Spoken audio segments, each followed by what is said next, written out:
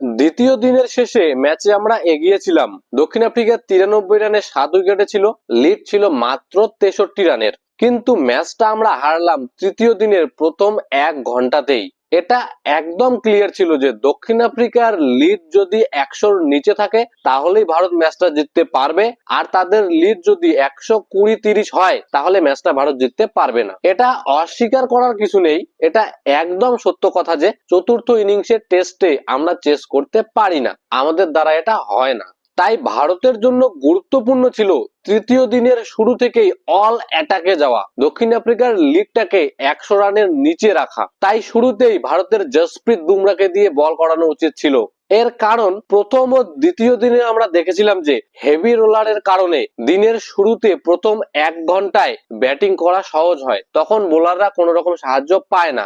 Day 1-এ প্রথম wicket পড়েছিল 11 নম্বর ওভারে, আর ডে 2-তে প্রথম উইকেট পড়েছিল 15 নম্বর ওভারে। তাই ডে 3-তে ভারতের উচিত ছিল এমন একজন বোলারকে লাগানো যার পিচ নিয়ে কোনো ফরক পড়ে না, পিচকে যে bowler out of the equation নিয়ে যেতে পারে, আর সেটা হচ্ছে জসপ্রীত বুমরা। কিন্তু সেটা না করে ভারত অক্সর প্যাটেল আর রবীন্দ্র জাডেজাকে দিয়ে বল করালো। তার ফলে টেম্বা বাবুমা আর করবিন বস মিলে প্রথম 1 ঘন্টাতেই 42 রানের একটা পার্টনারশিপ করলো এবং সাউথ আফ্রিকার লিডটাকে 100-র উপরে নিয়ে গেল। কার্যত এখানেই ম্যাচ শেষ।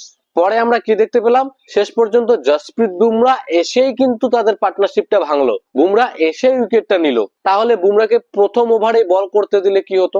এরপর চেস করতে নেমেও ভারতকে দেখে কখনো মনে হয়নি যে তারা ম্যাচটা জিততে পারে।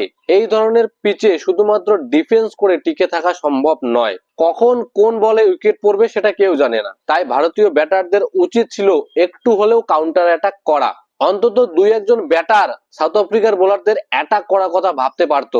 কোনো একজন ব্যাটার যদি মাঝখানে এসে 20 বলে 30 রানের একটা ইনিংস খেলে দিয়ে যেত তাহলে ম্যাচের মোড়টাই ঘুরে যেত।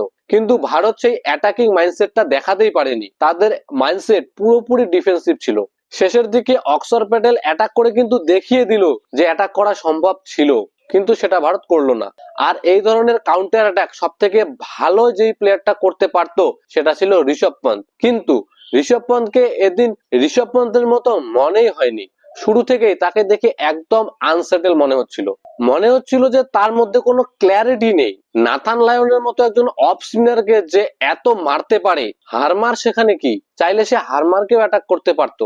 কিন্তু হারমারের সামনে তাকে দেখে মনে হচ্ছিল যে যে কোনো বলে উইকেট পড়ে যেতে পারে। আসলে এখানে আমার মনে হচ্ছে যে টিম ম্যানেজমেন্টের তরফ থেকে ঋষভ পন্থকে তার ন্যাচারাল খেলাটা খেলতে দেওয়া হয়নি। ঋষভ পন্থকে নিশ্চয়ই ম্যানেজমেন্টের পক্ষ থেকে কোনো একটা নির্দেশ দেওয়া হয়েছিল যেটা তার মাথাটাই খারাপ করে দিয়েছে, তাকে তার ন্যাচারাল খেলাটা খেলতেই দেয়নি। আসলে টিম ম্যানেজমেন্টের মাইন্ডসেটটা শুরু থেকেই ডিফেন্সিভ ছিল।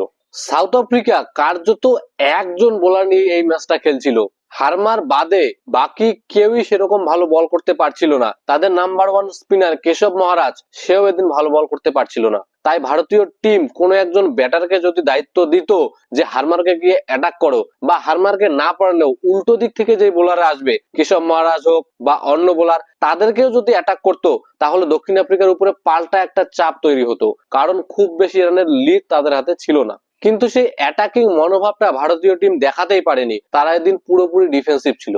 আর ডিফেন্সিভ মাইন্ডসেট নিয়ে টি-20 ম্যাচ জেতা গেলেও টেস্ট ম্যাচ জেতা সম্ভব নয়।